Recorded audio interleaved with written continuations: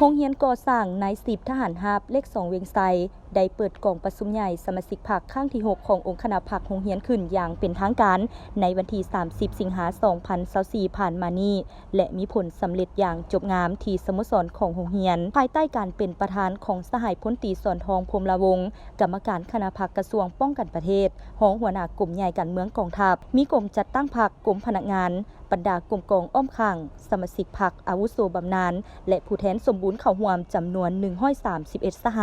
หายพันเอกสำลีจันทวงศ์เลขาคณะพรรคหัวหน้าการเมืองโรงเรียนได้ขึ้นผ่านทางรายงานการเมืองของกองประชุมใหญ่ครั้งที่6ต่อกองประชุมซึ่งเป็นการสรุปตีราคาการจัดตั้งปฏิบัติมติกองประชุมใหญ่ครั้งที่5ขององค์คณะพรรคโรงเรียนระยะผ่านมาและวางทิศทางรวมหน้าที่ต้นต่อในการนำพาของคณะพรรคโรงเรียนก่อสร้างใน10ทหารราบเลข2เวียงไซใน5ปีต่อหน้าจากนั้นสหายพลจัตวาวงศ์มณิจันทร์สมวงศ์รองเลขาคณะพรรคหัวหน้าการทหารโรงเรียนได้ผ่านทางบทสำรวจการนำพาขององค์คณะพรรคโรงเรียนระยะ5ปีผ่านมากองประชุมได้ค้นคว้าประกอบคำเห็นและรับรองเอาทางรายงานการเมืองทางบทสำรวจการนำพารวมของคณะพรรคสมัยที่5ในระยะผ่านมาและปฏิบัติคัดเลือกเอาคณะบริหารงานพรรคสุดใหม่เพื่อสืบต่อซี่นำพาเวียกงานในต่อหน้า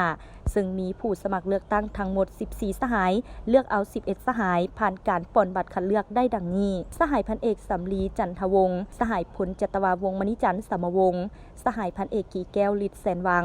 สหายพันเอกคู่ขันแก้วบุญมี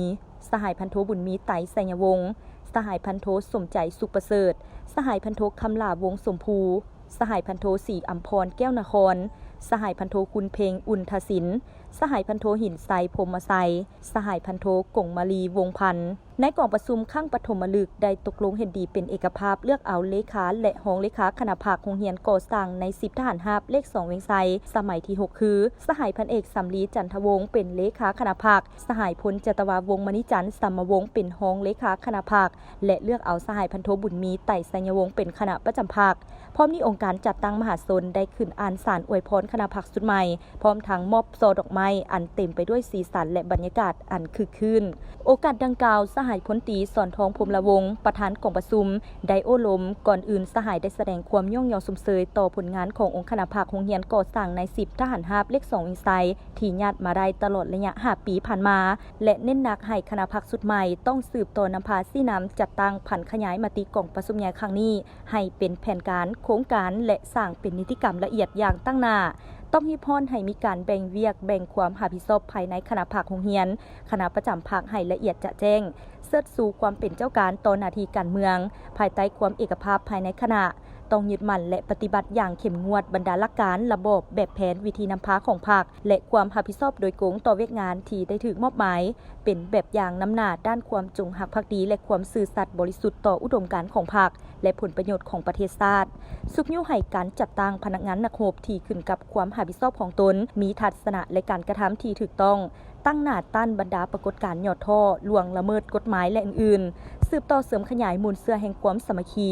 ความเป็นเอกภาพภายในภายนอกให้แน่นแฟ้นบนพื้นฐานแนวทางของพรรคและพัวพันสามัคคีสากลอย่างกว้างขวางพร้อมนี้สหายยังได้กล่าวตื่มว่ากองประชุมใหญ่ขององค์คณะพรรคโรงเรียนก่อสร้างใน10ทหารราบเลข2เวียงไซ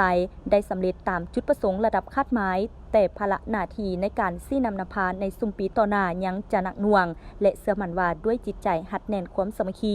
ความเป็นเอกภาพภายในโรงเรียนก็คือภายในคณะพรรคโรงเรียนติดพันกับแบบแผนนำพาบรรษาตามหลักการรวมศูนย์ประชาธิปไตยของพรรคพวกสหายจะนำเอาเนื้อในจิตใจมติกองประชุมใหญ่องค์คณะพรรคโรงเรียนก่อสร้างใน10ทหารราบเลข2เวียงไซครั้งที่6ไปจะตั้งปฏิบัติญาติได้ผลงานและไสสนะใหม่ใหญ่หลวงกว่าเก่านำเอาโรงเรียนเฮาก้าวเข้าสู่ยุคสมัยพัฒนาใหม่สร้างโรงเรียนแห่งนี้ให้เป็นเบ้าโลด้านการก่อสร้างหุ้นสืบทอดให้แก่กองทัพประชาชนลาวและพร้อมการจัดตั้งผันขยายมติกองประชุมใหญ่ครั้งนี้ให้มีผลสำเร็จอย่างจบงาม